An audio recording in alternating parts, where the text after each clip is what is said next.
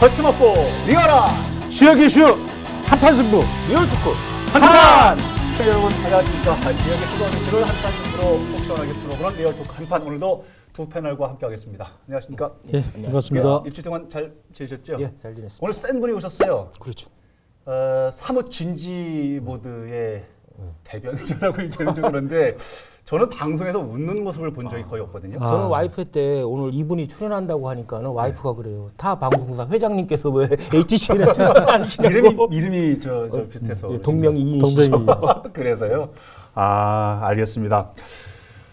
오늘 게스트를 시청자 여러분에게 소개해 올리겠습니다. 오늘의 게스트, 이거 보고 읽어요. 국토 균형발전 지방분권 충북본부 제 숨이 차가지고요. 이두영 집행위원장입니다. 어서 오십시오. 안녕하십니까. 안녕하세요. 반갑습니다.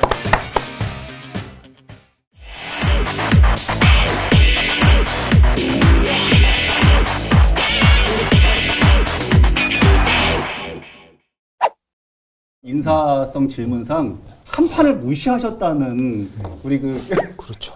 스태프들 얘기가 이슈가 있을 때마다 초대를 이슈요? 예, 이슈가 그때마다 거절을 하셔가지고. 아하. 아니, 한 판을 무시하는 겁니까? 왜 그러신 겁니까? 아니, 저는 한 판보다 네. 두 판, 세 판을 좋아해가지고.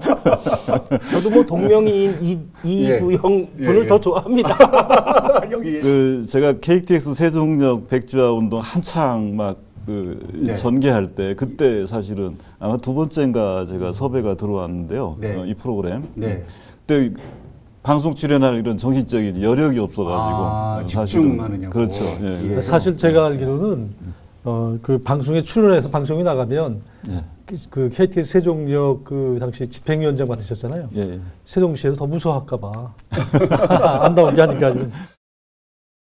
오늘 위원장님하고 좀 나눌 얘기, 지방분권 얘기인데요. 최근 정치권에서 개헌이 아주 뜨거운 감자로 이제 이슈로 이렇게 떠오르고 있는데 지역에서는 지방분권 개헌을 주장하고 있는 것 같습니다. 예. 오늘 이 얘기를 위원장님하고 좀 한판에서 속 시원하게 한번 풀어보려고 합니다. 예. 지난 대선 이후로 개헌 논의가 뭐 한참 뭐 있었잖아요. 뭐 대선에 출마했던 유력한 후보들 모두 다 개헌을 약속했었는데 이게 이제 중앙적 차원에서는 대통령에 집중된 권한을 좀 분산시키는 거, 그리고 지방적 차원에서는 중앙에 집중된 자원이나 권력을 지방으로 좀 분산시키는 차원에서 개헌을 많이 논의됐는데 이게 저 최근에 그 몇 개월 전이죠. 문 대통령께서 연방제 수준까지 지방 분권을 고려하겠다 이런 식으로 말씀을 하셔서 이제 개헌과 지방선거와 맞물려서 지방 분권 문제가 크게 대두가 됐죠. 지방 분권이란 무엇인가 이런 개념부터 좀 한번 잡고 가겠습니다. 우리가 이제 분권을 얘기할 때는 이제 중앙 정부와 중앙 정치권이 있죠. 이 중앙이 가지고 있는 권한과 기능들을 이제 지방으로 이양을 하자라고 하는 거죠. 이제 예. 그것이 이제 그 지방 분권 이걸 얘기하는 건데 하나는 이제 저희가 그 어떤 권력기관들 간의 분권만 얘기하는 게 아니고 예. 우리는 주권자인 국민들, 지역으로는 이제 지역 주민들이죠. 주민들이 주도가 돼서 지역의 문제를 또 생활의 문제들을 스스로 결정하고 책임지는 이런 그 주민자치. 그러니까 지금 지방분권 개헌을 주장하시는 우리 저 이두영 위원장님 같은 분들이 주장하는 거는 뭐냐면은 주민 참여를 더 격려할 수 있는 제도적 그 수단을 좀 강구하자는 거고, 그 다음에 중앙과 지방 간의 자치, 입법, 행정, 뭐 사법 이런 기능을 지방에 많이 분산시켜 주자는 거거든요. 그래서 지방에서 법을 만드는데 이걸 법률적인 효력, 국회에서 만든 법과 똑같은 효력을 인정하고, 그다음에 지방에 있는 경찰청장이나 검사장이나 법원장들을 주민들이 직접 또는 자치단체장이 임명할 수 있도록 하자는 거죠. 시청자 여러분들이 또 이해를 하셔야 되니까 예. 보충성의 원칙이 있습니다. 이제 이게 참 중요한데 이제 뭐냐면 주민에게 가까이 있는 정부죠. 예. 우리가 이제 기초정부라고 합니다. 예. 기초정부가 할 수 있는 권한과 기능을 먼저 부여하자는 얘기입니다. 다시 얘기하면 시군구가 지금 주민에게 가장 가까이 있지 않습니까? 거기가 할 수 있는 부분들은 다 우선 권한과 기능을 부여하고 그 다음에 그걸 기초가 못하는 것을 광역정부가 하도록 하고요. 그 다음에 그걸 광역정부가 못하는 부분을 중앙정부가 하는 거죠. 그 중앙정부는 뭘 하냐? 국방, 외교, 통상, 통일 문제 이런 문제들에 전념하는 겁니다. 그러니까 큰 틀에서 이제 그런 걸 결정하고. 뭐 대표적인 게 그렇지 않습니까? 세월호 사건이 뻥 터졌는데 거기에 가장 가까이 있는 지방 정부가 그것을 통제하고 지휘하고 어쨌든 구조하는 이런 시스템들이 사실은 분권화된 시스템이라고 볼 수 있는데 거기에 있는 그 해경이라든가 이런 데서 청와대에 보고하기 바쁘단 말이죠. 현장에서 멀리 있는 중앙 정부가 그 권한과 기능을 행사한다라고 하면 이거 정말 한심한 문제입니다. 예를 들면 이제 지금 뭐 참 우리 지역에 안타까운 사건들이 터졌지 않습니까? 네. 그러면은 제천에 이제 화재 참사 문제가 네네. 터졌단 말이죠. 예. 그러면 우리가 분권화된 시스템 속에서는 그 현장에 가장 가까이 있는 지방 정부가 그것을 그 책임지고 권한을 행사하도록 해야 되는 거죠. 그리고 더 나아가서는 거기 현장 책임자가 지휘권을 가지고 거기서 사건을 대응하도록 해야 되는 겁니다. 왜냐하면 가장 잘 알고 있기 때문에. 이거를 보고해서 허락을 받고 예. 연락이 한 대까지 돌려서 얘기를 하고 뭐. 이건 엄청난 비효율이 되는 겁니다.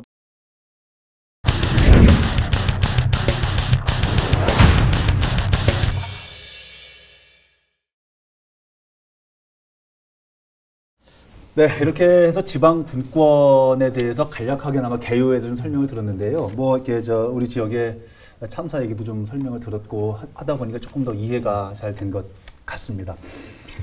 두 번째 주제 지방 분권 운동. 그러면 어떻게 볼 것인가? 요 세트를 넘어가 보겠습니다. 찬반이 여전히 지금도 뜨겁죠. 저 변호사님은 어떠십니까? 지방 분권 반드시 막아야 한다 뭐 이런 입장이십니까? 아니 그렇진 않아요. 그렇진 지방 분권에 않습니까? 찬성하죠. 분권, 자치 다 좋은 말이니까 찬성을 하는데 예. 자원의 배분 문제는 자치 재정이라고 표현할 수 있는 부분인데 돈이죠. 뭐 차원에서는. 예. 그런데 사실상 지금 말씀하시는 그 지방 분권 개헌 운동가들이 하는 말 중에서는 주로 하는 게 뭐냐면 국세를 지방세로 좀 전환을 많이 해야 된다는 건데 아하. 그것은 사실 지금 헌법 내에서도 사실 가능하거든요. 가능하다? 정부가 의지만 갖고 국회가 정부하고 의지만 갖는다면 국세를 대폭 지방세로 전환이 가능하다는 개헌이라는 거죠. 절차를 거치지 않더라도 그렇죠. 우리나라는 이제 소설 법률주의에 의해서 사실은 법률에 다 이 세금 부분들이 다 엄격히 규정이 되어 있습니다. 예. 사실 이게 사실은 있는 한은 지방 정부는 사실은 새로운 세원을 발굴한다든가 새로운 세수를 확충한다 이게 쉽지 않습니다. 그렇겠죠. 예, 그래서 근본적으로 저희가 개헌을 해야 된다라고 하는 것이 이런 점에서 제가 지금 말씀을 좀 드리는 거고요. 그래서 사실은 국세와 지방세의 어쨌든 비율이 있잖아요. 이걸 조정하는 문제도 지금 말씀대로 일리가 있는 부분이 있습니다. 중앙정부가 의지를 갖고 할 수 있는 부분들이 있긴 하지만은 근본적으로는 사실은 개헌을 해서 지방도 이제는 스스로 세원을 발굴하고 새로운 세수들을 확충할 수 있게끔 열어줘야 된다라고 하는 거죠. 이제 이게 이제 기본적인 그 내용이라고 볼 수 있는 거고요. 예, 예. 그다음에 이제 두 번째는 사실은 그렇게 하지 않는다라고 하면은 지금도 기재부가 사실은 모든 돈줄을 좀 쥐고 있지 않습니까? 네. 청와대나 행안부가 의지를 갖고 있어도요. 기재부가 지금 말을 안 듣습니다. 사실은. 네. 결국 이것이 개헌을 통해서 강제하지 않으면은 사실은 이게 쉽지 않다. 두 번째는 뭐냐면 지역 간의 재정 지금 산업 규모가 월등히 차이가 커요. 경기 남부 같은 지역하고 저 시골 지역하고 재정 수준이 틀리거든요. 오히려 지방 분권이 되다 보면은 이런 지역 간의 격차가 더 커지고 지역 간의 반목과 갈등이 더 커지고 지방 분권된 마당에 중앙의 조정 능력이 더 힘들어질 거라는 거죠. 그런 비판도 있습니다. 답변을 들어보겠습니다. 우리 변호사님이 여전히 중앙집권 체제에 지금 좀 젖어 있습니다. 좀 젖어 있습니다. 젖어 계세요? 네. 여전히 그걸 못 벗어나고 계신 건데. 왜 그렇게 젖어 계셨어요? 근본적으로 이 획일적인 어떤 분권 또는 재정 분권을 할 경우에는 부익부 빈익빈이 발생될 수 있습니다. 그게 염려가 되는 거죠. 왜냐하면 지금 못 살고 있고 그다음에 정말 특히 인구가 적고 기업이 없는 이런 데는 사실은 어렵지 않습니까? 그렇죠. 그래서 저희가 이제 주장하는 게 중앙 정부와 지방 정부 간의 격차, 재정 격차를 줄이기 위한 재정 조정. 그리고 또 하나는 지역 간 격차를 또 조정하기 위한 그 재정 조정 제도들을 저희가 도입하자. 이 지방 이 재정 조정 제도 문제만큼은 서로 큰 틀에서는 이제 합의가 됐다. 만약에 이제 재정 조정 제도 지역 간의 이제 불균형, 경제 능력의 불균형을 조정할 수 있는 재정적으로 지원해주고 또 양해해줄 수 있는 재정 조정 제도를 말씀하시는데 사실은 재정 조정 제도로 하는 거는 지방 분권의 개헌 취지에 어긋나는 거죠. 사실은 조달 부분에 대해서 서로 이걸 중앙의 권위가 예. 통제를 한다는 거랑 똑같은 거. 중앙이건 아니면 지방연합체건 통제를 한다는 건 마찬가지거든요. 지금과 다를 게 없다. 그렇죠. 사실 수도권의 국회의원 수가 많단 말이에요. 예. 수도권의 국회의원들도 말을 잘 안 듣는 것 같아요. 이런 부분까지 뭐 해결 방법이 있어야 되는데 그런 부분이 뭐 해법이 없는 것 같아요. 그렇죠. 지금 말씀하신 대로 그 지역의 국회의원들이나 그 지역의 단체장들이 가만히 있겠습니까? 우리 걸 빼다가 저쪽을 분명히 이 부분에 대한 대안이 있으실 거예요. 그러니까 이제 그 부분이 그러니까 우리가 지방 분권만을 얘기하는 게 아니고요. 예. 결국은 균형 발전을 저희가 같이 가야 되는 부분들이 있습니다. 우리나라는. 왜냐하면 우리나라 모든 권한과 자원이 다 수도권으로 서울로 다 집중되어 있는 그런 예. 좀 상황이고요. 예. 서울 수도권은 국토 면적이 11.8%밖에 안 됩니다. 인구의 절반이 지금 몰려 있는데 예. 그동안에 그 SOC 그 쏟아부은 걸 보면은 수도권에 거의 한 60%, 70%까지 쏟아붓습니다. 11.8%밖에 안 되는 면적에다가. 이것은 엄청난 그 지금 불평등이거든요. 예. 이제 이런 문제들을 근본적으로 시정하기 위해서는 결국 중앙 정부가 역할을 해야 된다라고 하는 거고요. 그걸 위해서 재정 조정 제도가 지금 불가피하다. 그래서 균형 발전을 좀 우리가 도모해야 된다라고 하는 거고. 하나 더 제가 그래서 주장하고 있는 게 이제 그 상원제를 저희가 도입하고 하자라고. 상원제요? 예, 그러니까 양원제라는 양원제. 지역 대표형 그 상원제를 도입하자라고 하는 건데 미국 같은 경우 예를 든다고 하면 50개 주 있죠. 50개 예. 주마다 상원은 인구가 크든 작든 면적이 크든 작든 2명씩 똑같이 주고 있습니다. 아. 그래서 상원은 하원에서 올라온 법안에 대한 거부권을 갖고 있어요. 그렇게 되면 수도권의 서울도 똑같이 2명의 상원이 부여가 되는 거고, 우리 충북도 2명이 되는 겁니다. 제주도도 2명이 되는 거죠. 이렇게 되면은 상원의 이제 힘이 이제 막강해지기 때문에 사실은 균형 발전 정책을 추진할 수밖에 없는. 지역적 균형을 도모할 수 있는 지역 상원을 구성을 하자는 건데 민주주의의 기본 원칙인 대표성과 책임성 원칙이 어긋나는 부분이 있거든요. 오히려 역행하는 부분이 있다는 거예요. 대표의 원리에 권한을 분배하는 부분이나 재정을 조정하는 이 자율적인 조직체를 말씀하셨지만 그거는 오히려 지역 간의 갈등과 분쟁, 중앙의 조정 능력을 더 악화시키고 지방 간 갈등과 분쟁을 더 키울 수 있는 그런 결과를 낳을 수 있다는 지방 분권 개헌 운동하는 이 여러 가지 것들이 다 잘못 아니죠. 그렇잖아요. 저는 지방 분권 운동에 찬성하지만 이런 문제점을 그 인식을 하고서는 추진을 해야 된다는 거죠. 근데 일본이나 이런 선진국은 어떻습니까? 그런 부분은? 그러니까 이제 지금 뭐 일본조차도 지금 이제 그 지방 소멸 있죠. 인구 절벽. 그래서 국가 비상사태를 사실은 일본의 그 자치단체장들이 선포를 했지 않습니까? 그리고 지금 지방 소멸이라는 것이 우리나라도 지금 이제 심각한 위기 상황으로 와 있는 그런 상황입니다. 그러니까 사람 중심으로 놓고 본다고 할 때 또 완전 어쨌든 자유 경쟁 체제로 이렇게 얘기할 때는 우리 변호사님 말씀이 맞을 수 있을 것 같은데 아까 제가 처음에 말씀드린 대로 우리나라는 근본적으로 수도권과 비수도권 간의 격차, 불평등, 불균등 문제가 사실은 여전히 과거 3, 40년 동안 이렇게 지속돼 왔고요. 또 이 중앙 집권 체제는 사실은 고려 시대까지 올라갑니다. 거의 1000년 이상 지금 중앙 집권 체제가 계속 이어오고 있는 이런 상황이거든요.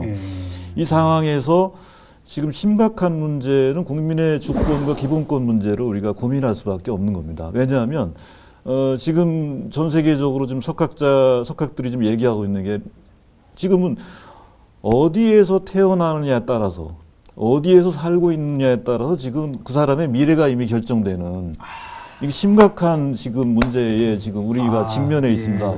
그런 차원에서 본다고 하면 저희들이 이 심각한 지금 우리나라의 이 권력의 불균형 문제, 그 다음에 지역 간의 발전의 격차 문제 이런 문제들을 근본적으로 이제 헌법에 저희들이 담아야 된다라고 하는 거죠. 이게 개별 법률을 갖고는 저희가 어렵다.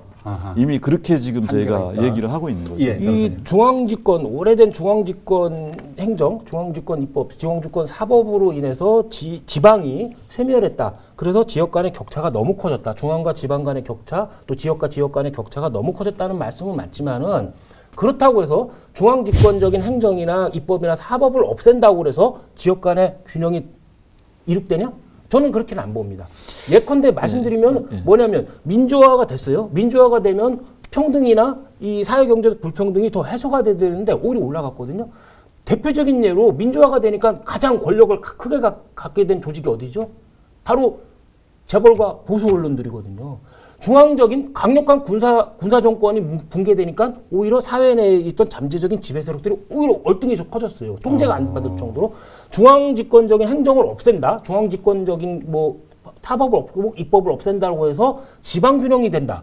저는 그렇게 안 봐요. 지금 수준에서 만약에 이걸 없애버린다면 오히려 지역 간의 불균형이나 지역 간의 편차, 지역 간의 분쟁이 더 커진다는 거죠. 중앙 집권 체제를 계속 뭐 길게는 우리가 1000년 정도 내려온 거고요. 지금 우리 이제 현재 대한민국 시작됐다라고 보면은 뭐 100년이 안 됐습니다.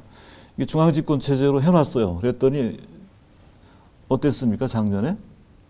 큰일이 터졌죠. 촛불 집회가 우리가 촛불 시민혁명이 일어났고 현직 대통령이 탄핵받는 초유의 사태가 발생했습니다. 이 위원장님께서 말씀하신 게 이제 권력의 전횡이나 권력의 부정부패 이게 부정 집권하고 연계시켜서 설명을 했지만은 사실은 권력의 전횡이나 권력의 부정부패는 중앙이냐 지방에 어디 권력이 있냐 분산돼 있냐의 문제보다는 민주주의의 부족의 문제거든요. 만약에 거꾸로 그런 권력이 중앙에 있으니까 좋은 점도 하나 있었어요. 물론 거기에 전행이나 부정부패도 많았지만 한 방에 해결이 됐거든요. 중앙에서. 그렇죠. 근데 만약에 이 민주주의가 제대로 안 된 상태에서 권력이 전행인가 부정부패가 그대로 있는 상태에서 지방적으로 분산이 된다고 하면 오히려 전행과 부정부패가 토착화되고 더 구조화되죠. 해결 방법이 더 없어져요. 정리도 안 되고. 중앙을 한 방에서 혁신하면 되는데 여긴 토착화되고 구조화돼서 고칠 수가 없어요. 말도 안 들어요 이제. 국민 이제 집정 민주제 이걸 저희가 도입을 해서 국민들한테 주권자로서의 그 권리 기능들을 좀 행사할 수 있도록 하자라고 하는 거죠. 그렇죠. 그래서 국민들이 지역 주민들이 선출직 공직자와 그다음에 지방정부, 중앙정부 이걸 통제할 수 있는 그런 실질적인 이제 국민주권, 지역주권을 저희가 강조를 하는 겁니다. 그래야만이 사실은 지금 말씀대로 만약에 분권화돼 갖고 지방으로 권한과 기능들이 내려왔지 않습니까? 이것에 대해서 지금 말씀대로 그냥 놔둔다라고 하면은 이게 감시 견제가 안 되면은 이게 부패할 수도 있는 거고 또 무능할 경우에는 사실은 지방 이제 파산으로 갈 수 있는 지금 만약에 지방 분권이 이제 가속화되면 결과적으로 자치단체장 힘이 세지는 겁니다. 그렇죠. 지금 상태에서 그러니까 이제 주민 소환제라든 또 견제 장치를 이제 둔다 이런 얘기인데 그렇죠. 실질적인 실효적인 저희가 그 주민 소환제, 도민투표법 이런 것들을 저희가 도입을 이제 원하는 거고요. 지금 지방 그 분권 개헌론자들이 주장하는 수단을 말씀드리면 주민 발안, 주민 소환, 주민 투표. 이걸로 얼마 직접 민주성이 도모되고 실현될지를 모르겠어요. 이거보다는 차라리 시민의회나 시민참여예산제도나 SNS를 통한 정치참여제도를 제도화시키고 실현시키는 그런 식의 접근이 필요하다는 거죠. 그냥 구태의원한 제도를 가지고 그거 도입하자. 이거 지금 지방자치법에 있습니다. 근데 거의 활용이 안 되고 있어요. 나중에도 활용되기 어려울 거다. 그렇죠. 아니 이제 그 부분을 저희가 그래서 실효적으로 저희가 도입하자라고 하는 얘기가 이 주민투표법 있잖아요. 그러면 3분의 1을 넘겨야 투표 인수가 3분의 1을 넘겨야 이게 사실은 열어볼 수 있잖아요. 지금. 지금 한 번도 못 선거 열지 못하고 끝나는 적이 많죠. 그래서 이걸 좀 이제 제대로 도입하자라고 하는 거고요.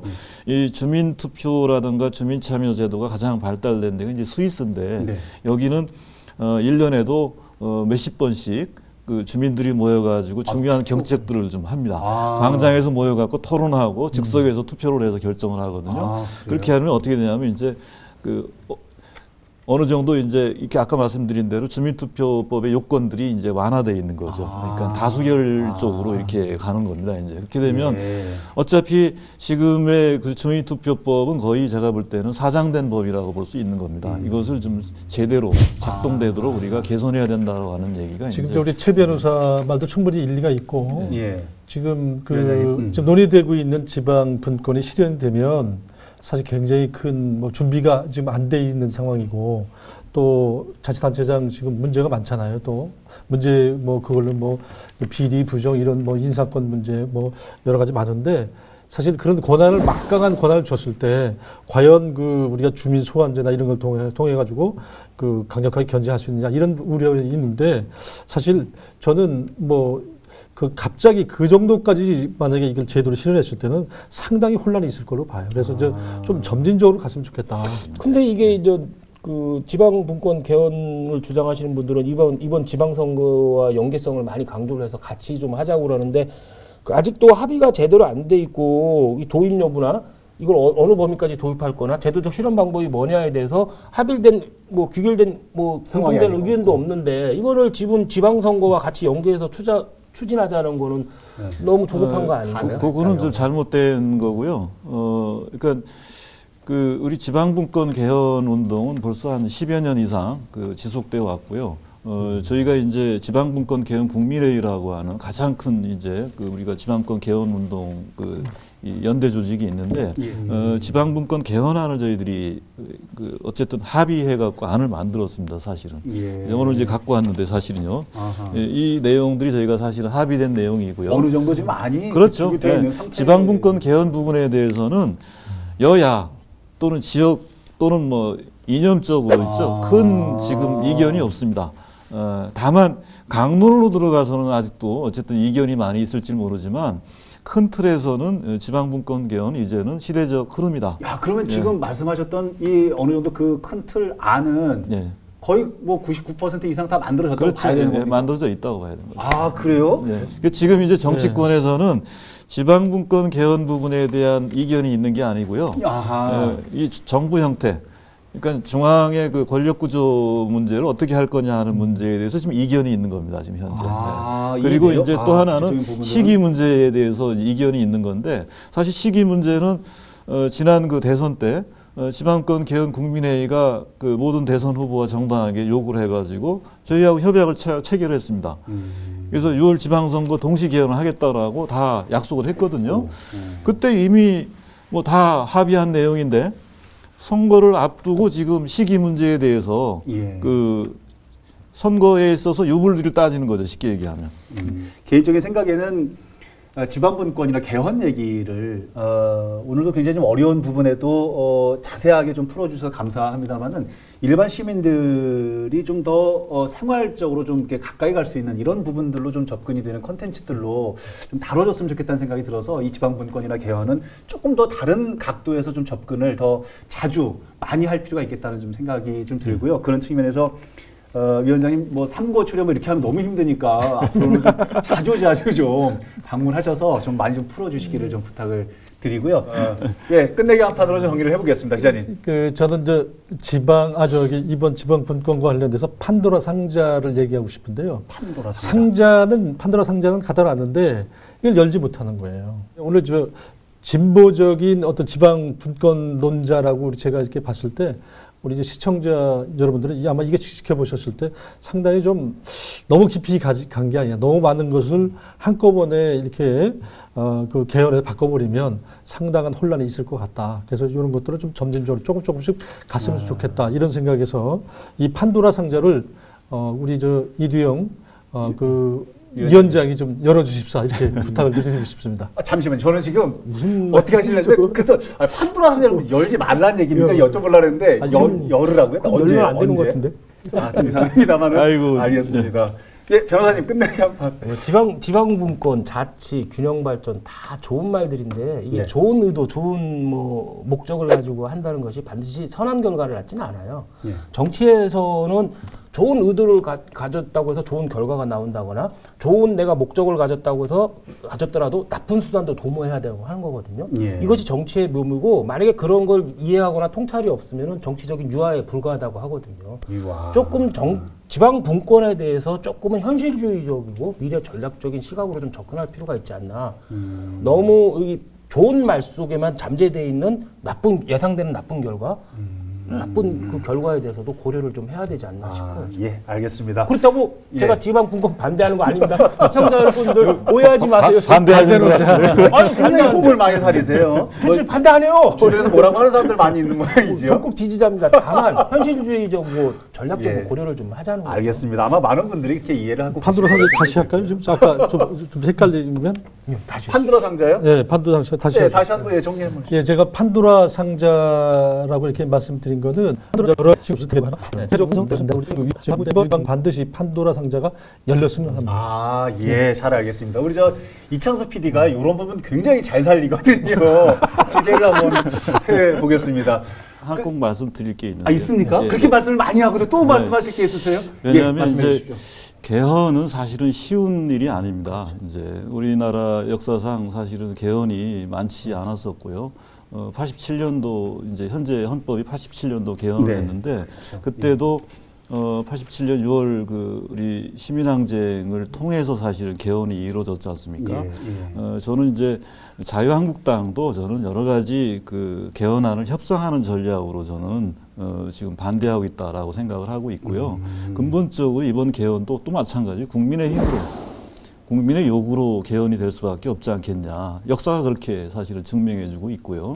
그래서 오늘 시청자 여러분을 비롯해서 국민들이 사실 헌법이라고 하는 것은 내 삶과 내 미래와 내 후손들의 사실은 매우 중요한 절대적 영향을 미치는 그런 법이거든요. 그렇죠. 그렇죠. 이것이 매우 내가 관심 갖고 참여하는 것이 결국은 나와 국가의 미래를 결정하는 일이다. 이렇게 해서 저는 적극적으로 동참하고 또 요구해야 되지 않겠냐는 그런 생각입니다.